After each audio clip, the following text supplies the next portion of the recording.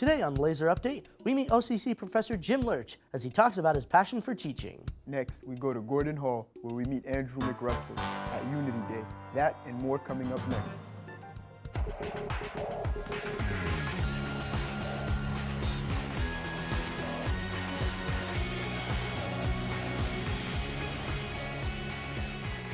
Hello and welcome to Lazer Update for Thursday, April 18th.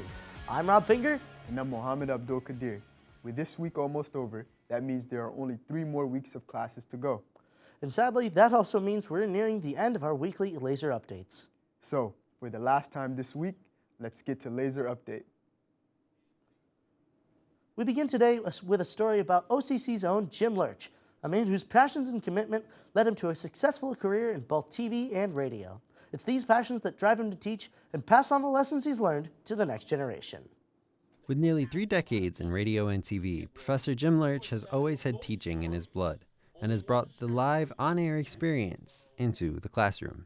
Well, teaching has always, I think, been in my blood. Whether I worked in television, radio, even back in the days of college, where I love to show people stuff. I love to demonstrate. Whether I worked in television, radio, even back in the days of college, where I love to show people stuff. I love to demonstrate. When I want something demonstrated to me, I want to know that I get it when it's over. And then I get this career in both television and eventually radio, and I know how hard it is. The path is difficult to get into TV, particularly in sports, to get into radio, particularly in sports. So after having a fairly successful career in both sports television and sports radio, I just wanted to give back.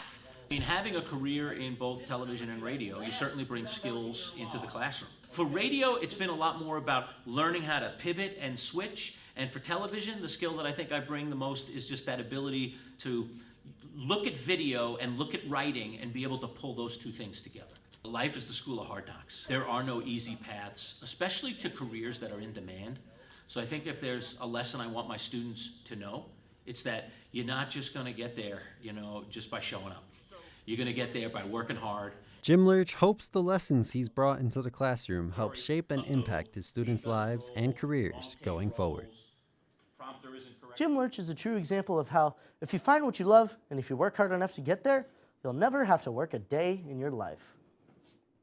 Throughout each semester here at OCC, you'll find that there are a lot of events going on all over campus and throughout the day. For some people, it might be overwhelming, and for others, it might not be enough. Our producer, Alex Pierce, went and asked students their thoughts about the events on campus. I'm Alex Pierce with Lazer Focused, and today here on campus, we're going to be asking students how do they feel about events here at OCC? I attend a couple events, but not enough. I wish I would attend more, but I just don't know what's going on most of the time. I think there are. I feel like when you're walking around, there's always tables and stuff to sign up for, and you see the posters around a lot. So I think there's a lot of things, plus there's sports, clubs. So I think we have a lot of stuff here. I think there's plenty of events on campus. I think we have one at least once every day, and if not, we have multiple at least once a week, which I think is very helpful for students to interact with each other. Well, there you have it, folks. Everyone has a different opinion about the events here on campus. If you want to check any of these out, there are plenty of events going on in a single month. Just look for the emails from Sean Eady, and as you can see, there's Shamrock Shakes, men's baseball, and open mic. There's plenty of options to choose from. I'm Alex Pierce for Lazer Focused. Back to you. With all the events that happen on campus, it won't be hard to find one that's perfect for you. Be sure to check your email for the full calendar of monthly events. And if you have any ideas for future events, contact Sean Eady at s.l.edy@suny.edu. Well, Mohammed, it's almost time for us to head to break. But don't go anywhere. We have more interesting stories to tell and a not-so-short profile on a former U.S. president. That's coming up after the break, so keep it here on Lazer Update. On Monday, April 22nd, there will be a fundraiser for Ukraine event in the Gordon Great Hall from 12:15 to 1:15. So come down and show your respect.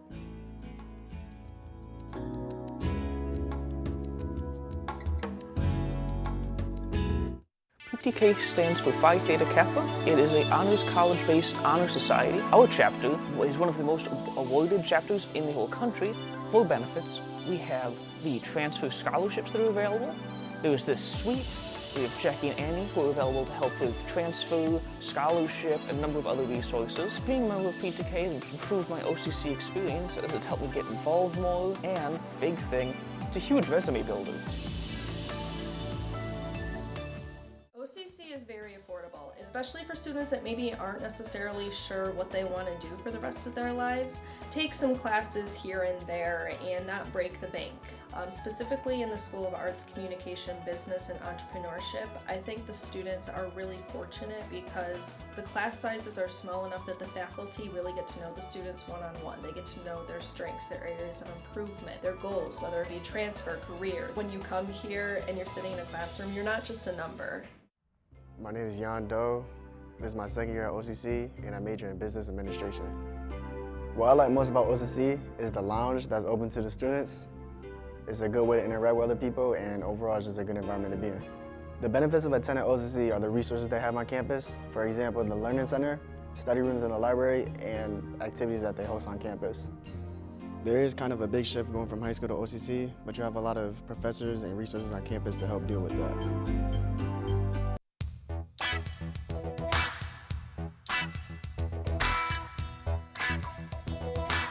Come on down to the ballpark on Thursday, April 25th at 2 p.m. as the Lazers baseball team hosts Utica University down at the baseball complex. Welcome back. I'm Mohammed Abdul Kadir.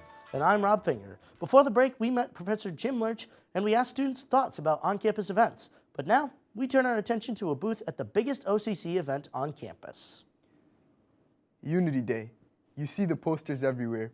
The announcements are frequent. And when it's time, Gordon is busier than ever. That's because Unity Day is a day for all the schools, clubs, groups, and organizations to come to Gordon to get exposure, and for attendees, a chance to possibly take home a souvenir. Our own Becca Porton has the story. Unity Day is a big deal here at OCC, and one of the fan favorite tables is right here, the LGBTQ+ button making station. I am here at the button making station where we have a variety of different buttons to help people either celebrate or identify things that are important to them or a part of who they are.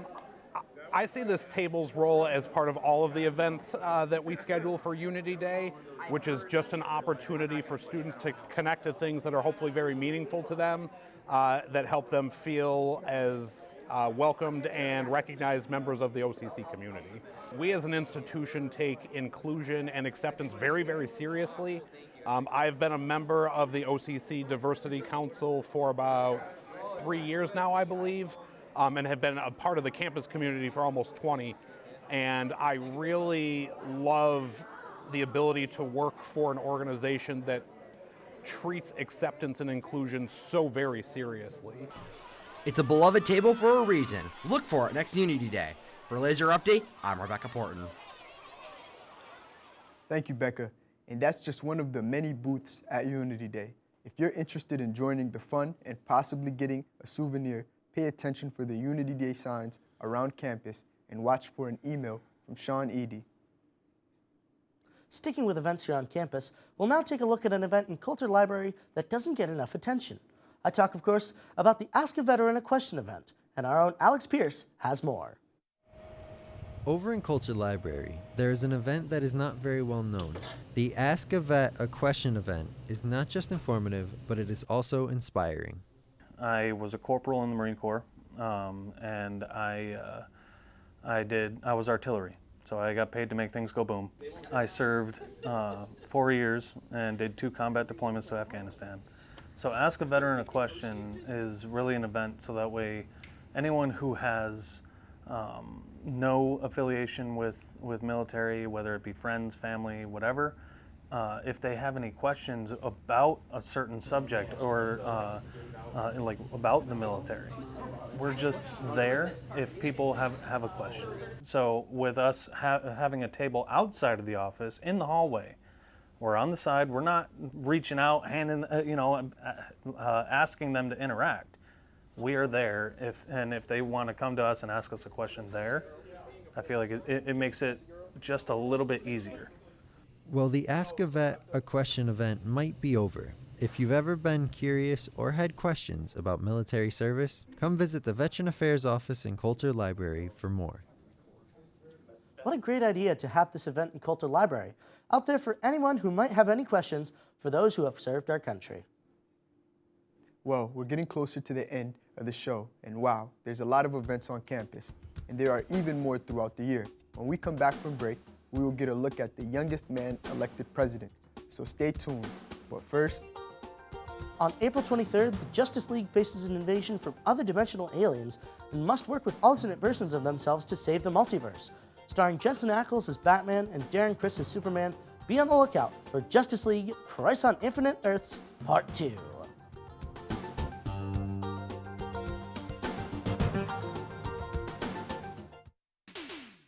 I chose OCC because I needed more experience with college and wanted to meet new people.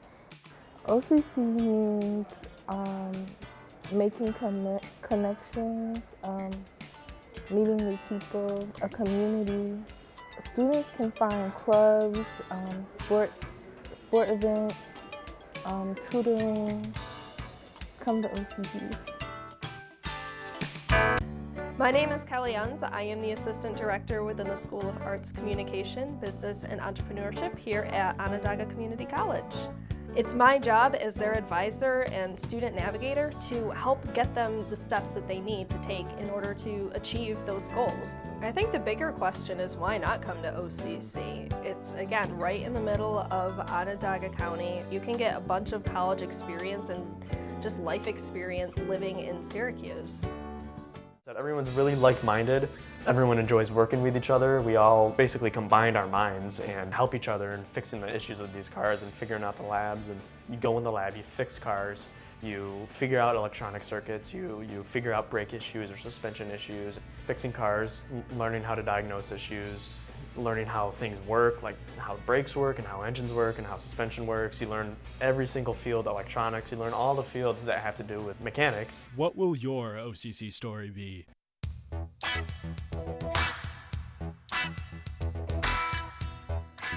have you ever wondered what would happen if superheroes went bad? Well, Suicide Squad Kill the Justice League. You'll get to take on the world's greatest heroes gone rogue, taking on Superman, Batman, and Wonder Woman, while playing as the iconic members of the Suicide Squad. Welcome back to the show. Before the break, we talked about 2 more events on campus, and now we're near the end of the show. We'll talk about our final segment, A Notable Man in History. Our final segment today is about a notable figure in U.S. history, the 35th President of the United States, John F. Kennedy. Our producer, Alex Pierce, has the detailed report.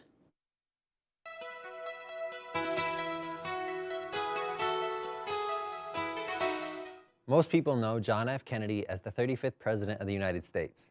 But did you know that he was also a Pulitzer Prize-winning author and war hero? John Fitzgerald Kennedy was born on May 29, 1917, in Boston, Massachusetts. The second eldest of 9 children, JFK's father, Joseph P. Kennedy Sr., was a businessman who amassed a large fortune as a stock and commodities investor. JFK was born into a life of privilege, going on vacations around the world and attending some of the finest educational institutions in the U.S., before attending college at his father's alma mater, Harvard University. Following his father's appointment in 1938 as U.S. ambassador to the UK by President Franklin D. Roosevelt, JFK went to London to intern at the U.S. Embassy before his senior year at Harvard. In order to prepare for his senior thesis, JFK took a tour of Europe and visited the Soviet Union. The final stop on his European tour was Berlin, where he received a diplomatic message to deliver to his father warning of impending war. On September 1, 1939, JFK flew from Berlin to London, the same day Nazi Germany invaded Poland. That started World War II. In 1941, Kennedy enlisted in the Navy. However, he was not medically cleared for active duty due to chronic lower back problems. Initially, he was assigned to work in Washington, D.C. at the Office of Naval Intelligence. 2 years later, Kennedy was assigned to active duty on a torpedo boat in the Pacific Theater. In April of 1943, Kennedy was assigned to Motor Torpedo Squadron 2, taking command of PT-109. While on a mission to intercept a Japanese convoy, PT-109 was rammed by the Japanese destroyer Amagiri, splitting the boat in 2. Kennedy, despite re-injuring his back, led the surviving crew over 3 miles to shore while towing a badly injured crewman with his teeth. The legend of Kennedy's heroism carried him into politics, first in the House of Representatives from 1947 to 1953, and then to the Senate from 1953 to 1960. A year after his election to the Senate, JFK married Jacqueline Bouvier. Kennedy was often absent from the Senate due to several spinal operations.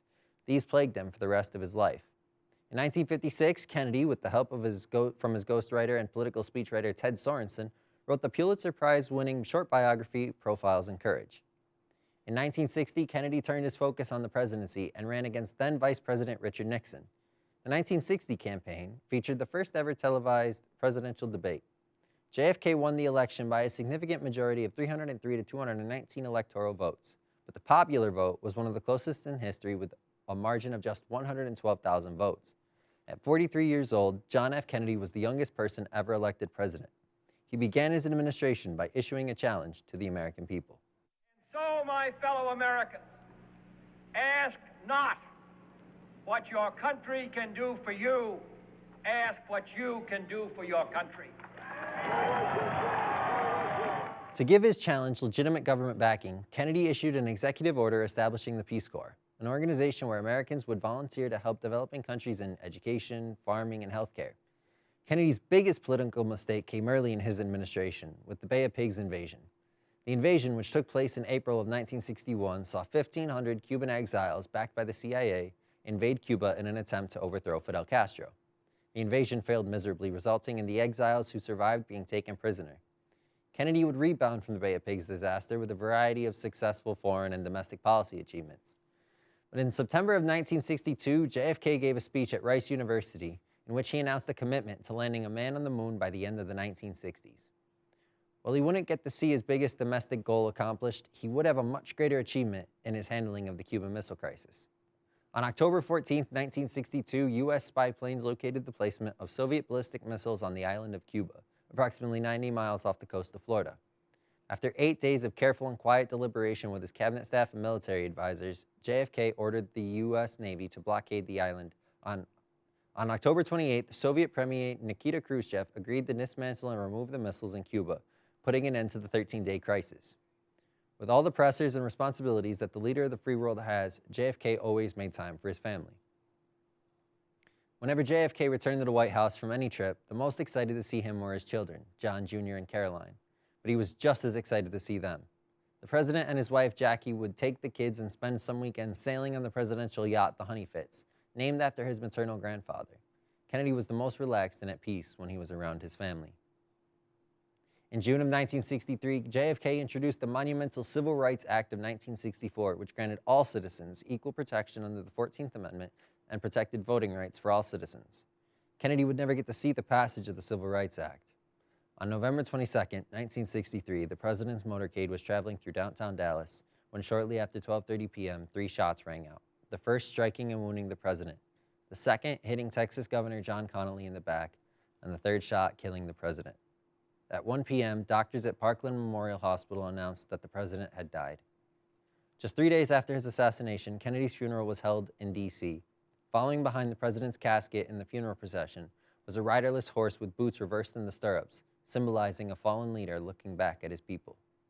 The most moving moment at the funeral was when Kennedy's son, John Jr., on his 3rd birthday, honored his father. As the casket is returned to the caisson, there comes a family vignette that must take its place with those memories we hold warm and dear. A gentle reminder from his mother, and John celebrates his 3rd birthday with a soldier's farewell to his father.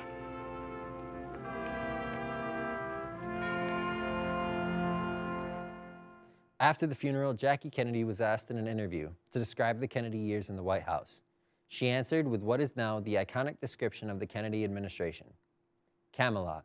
Don't let it be forgot that there once was a spot for one brief shining moment that was known as Camelot. There will be great presidents again. There will never be another Camelot again. Now you know more about the man, John Fitzgerald Kennedy. Thank you, Alex. I had plenty of time to study for my test later while we were watching.